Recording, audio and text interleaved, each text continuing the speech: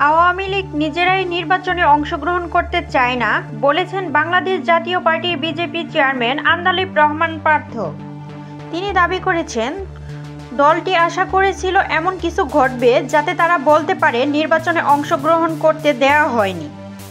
ইতিমধ্যেই এক সাক্ষাৎকারে পার্থ বলেছেন, আওয়ামী লীগ জুলাই থেকে আগস্ট পর্যন্ত ঘটে যাওয়া সহিংস ঘটনাগুলো ইতিহাস থেকে মুছে ফেলতে চাচ্ছে।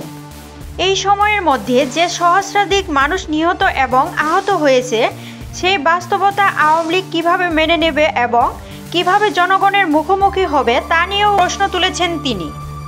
তিনি আরও বলেছেন, আওয়ামী লীগের ভেতরে নেতৃত্বের সংকট রয়েছে, যা তাদের সংগঠনের ভেতরে বিভক্তি এবং হাইব্রিড নেতৃত্বের কারণে দলের শক্ত ভিত্তি দুর্বল হয়েছে।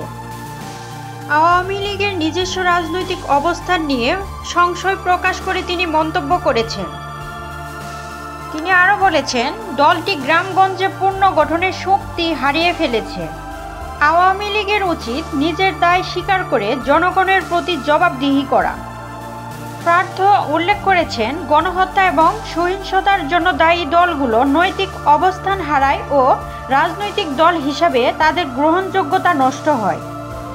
সহিংসতার স্মৃতি এবং জনগণের ক্ষোভের মুখে আওয়ামী লীগের জন্য নির্বাচনে অংশগ্রহণ করা কঠিন হয়ে দাঁড়িয়েছে।